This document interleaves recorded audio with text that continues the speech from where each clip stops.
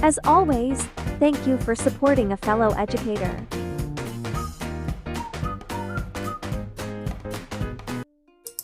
Hello everyone, Brooke Martin here with the Savvy Planner. I wanted to record a quick video on how to properly print this specific style of planner.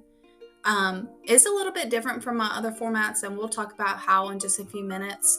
So I thought a video was the best way to explain this. I will have a video put together and edited to show you how to actually build the planner together depending on what 3 binding styles that you choose from. So look for that. However, I did first want to thank you for your purchase.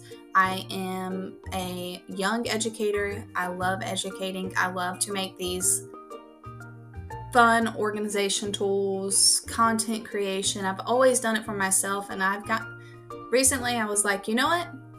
You're right. Everyone's right. I need to sell it. I need to start sharing what I know is effective with other people. So this is new to me. So if this is something you like, I would love to hear your feedback. If there's something that you think I should add, I would love to hear that. Because once again, I'm new at the game. So this specific style is the 1 subject style. I have multiple subjects. I have the 2 subject, 3 subject, and all the way up to 7. However, this one's just the 1 subject planner as the example. And it will work for any of these of this style. So if you purchase a different subject, it still works the same because they are formatted the same, but they are a little bit different in terms of the monthly layout. So on my other planners, my monthly glance is actually on 1 page to save paper because this is something that you'll be printing. However, I love the 2-page layout. One, I made this a little bit more cutesy and a little bit more eye appealing and has themes. That's what's called the monthly themes. And I like it because it makes the squares a lot bigger where I can write things in. And that's personally what I like to do. So this format is where one of the first page, this one that I'm specifically on, would be on the back of a page. And then this next slide would be on the front of another. So whenever you open up your planning book, you can look at this whole format at the same time and be able to plan accordingly. Then when you move on to the actually lesson plan template that I have designed, this also does the same thing. Whenever you open up, you can look at the week at a glance. So I really like this format for middle and high school. I've used it. I bought planners that are similar to this, but I modified it because I always spend so much money on planners getting them created, and then I don't use half the stuff. So this planner is specifically what I use throughout the school year. So hopefully you found it, effective and useful, and that you like it. If you think of something else that you would like added to it, I would gladly make it and add it to the planner and update the TPT link. So just let me know. But let's go on to the printing settings. So the first thing that you have is the thank you. And then you have these printable dividers that you actually can go in here and edit.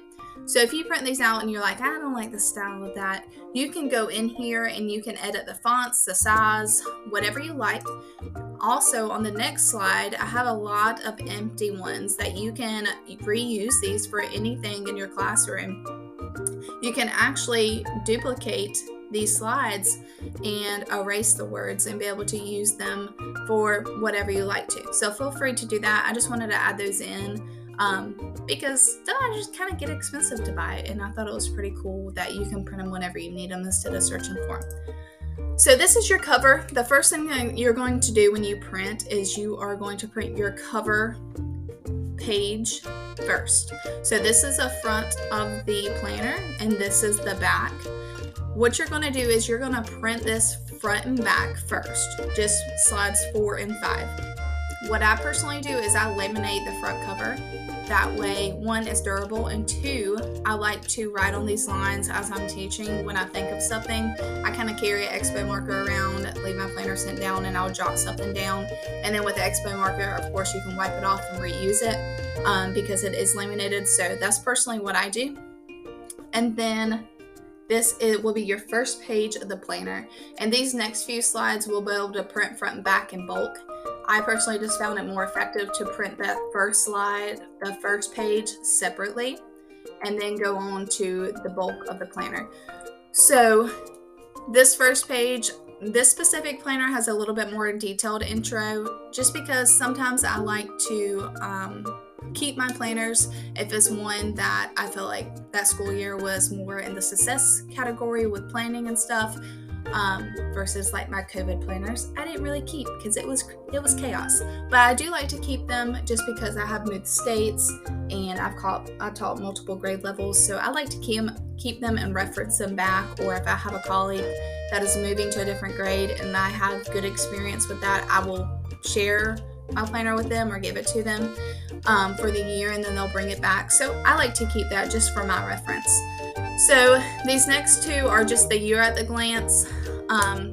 So this will be the front of the first page, this will be the back of the first page, and then it goes on like that. So all the way for your second print job, all the way from slide 6 all the way down to slides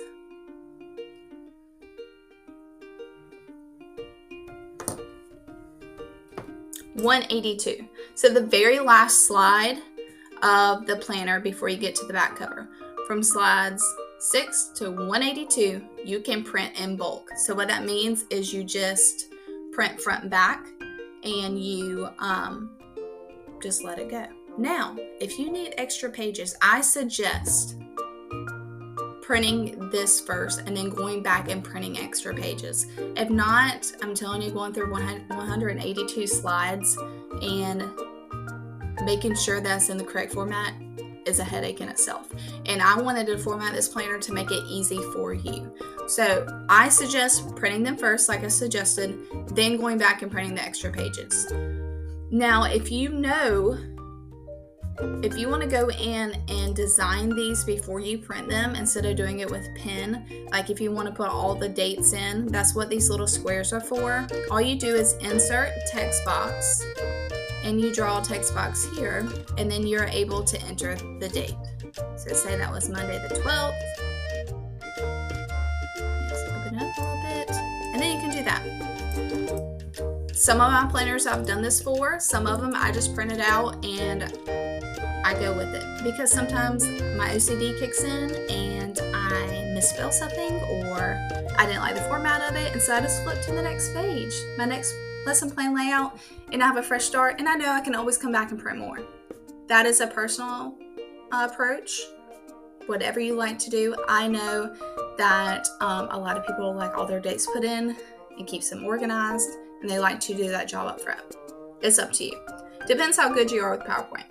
So that is my printing recommendation. And don't forget, the very last thing to do would be to go back and print your back cover. So this would be the inside of the back cover with lines for writing as well. And then this would be the very back cover. And then I also laminate this as well. If you have any questions, do not hesitate to reach out. And I hope this planner serves you throughout the school year and you have a blessed school year. And I'll be praying for you.